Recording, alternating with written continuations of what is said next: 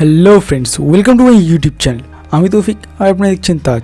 তো বন্ধুগণ, খুব তাড়াতাড়ি জিও লঞ্চ করতে চলেছে তাদের 5G ফোন। হ্যাঁ বন্ধুরা, জিও খুব তাড়াতাড়ি কম প্রাইস পয়েন্টে, একদম খুবই কম প্রাইস পয়েন্টে একটি 5G ফোন লঞ্চ করতে চলেছে, যেটি বর্তমান সময়ে সবচেয়ে কম দামের 5G ফোন হতে চলেছে। এবং এই ফোনটি স্পেসিফিকেশন যথেষ্ট ভালো বলে আমার মনে হচ্ছে।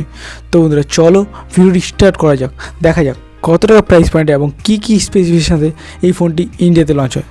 সো ফ্রেন্ডস, চলো ভিডিওটি স্টার্ট করা যাক, লেটস স্টার্ট। জিওর এই ফোনটির নাম হবে জিও ফোন 5G। এই ফোনটি যদি আমি ডিসপ্লে কথা বলি তাহলে এটি থাকবে 6.5 inch full HD IPS LCD display, সাথে থাকবে 90 Hz রিফ্রেশ রেট। ওভারঅল যদি আমি এই ফোনটির ডিসপ্লে কথা বলি তাহলে একটি হাই কোয়ালিটির ডিসপ্লে পাবেন আপনি এই ফোনটিতে। ফোনটি যদি আমি প্রসেসরের কথা বলি তাহলে এই ফোনটিতে থাকবে কোয়ালকম স্ন্যাপড্রাগন 480, যেটি সত্যি একটি অবাক বিষয়, কারণ কোয়ালকমের প্রসেসর থাকবে এই ফোনটিতে। ফোনটি যদি আমি রোমের ভেরিয়েন্টের কথা বলি তাহলে এই ফোনটি থাকবে 4GB র্যাম এবং 32GB স্টোরেজ। 4GB র্যাম আছে ফোনটিতে, ওভারঅল ঠিকই আছে, বাট যদি স্টোরেজ 64GB হতো তাহলে খুবই ভালো হতো। ফোনটি যদি আমি ডিজাইনের কথা বলি, ওভারঅল একটি ভালো ডিজাইনের সাথে এই ফোনটি লঞ্চ হবে। আপনি ডিসপ্লেতে যেই ফটোগুলি দেখতে পাচ্ছেন কিছুটা ওই টাইপসেরই এই ফোনটির ডিজাইনটি হবে।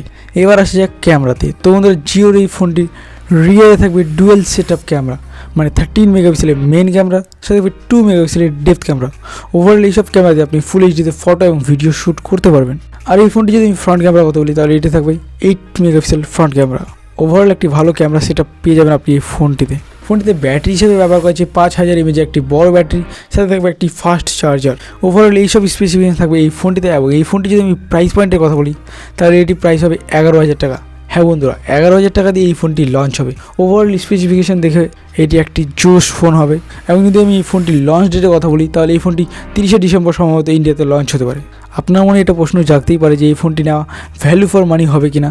তো আমার মতে আপনার যদি কম প্রাইস পয়েন্টে, মানে খুবই কম প্রাইস পয়েন্টে একটি 5G ফোনের দরকার পড়ে তাহলে আমার মতে এটি একটি আপনার জন্য সেরা অপশন হতে চলেছে। কারণ এই ফোনটিতে ব্যবহার করা হচ্ছে স্ন্যাপড্রাগনের প্রসেসর, যার ফলে আপনি এই ফোনটিতে খুব কম পরিমাণে ল্যাগ দেখতে পারবেন। এবং ওভারঅল একটা হাই কোয়ালিটির ডিসপ্লেও থাকবে এই ফোনটিতে এবং 5000 mAh ব্যাটারি থাকবে। যদি আপনার ক্যামেরা অতটা প্রয়োজন না মনে হয় তাহলে আপনার জন্য এটা সেরা ফোন হতে চলেছে। সো ফ্রেন্ডস, এই ফোনটির ব্যাপারে আপনার কী মত তা অবশ্যই কমেন্ট করে জানাবেন। আজকে এই পর্যন্ত, দেখা হচ্ছে পরের ভিডিওতে। ভিডিওটি ভালো লাগলে লাইক করবেন এবং চ্যানেলটিকে সাবস্ক্রাইব করবেন। Thanks for watching.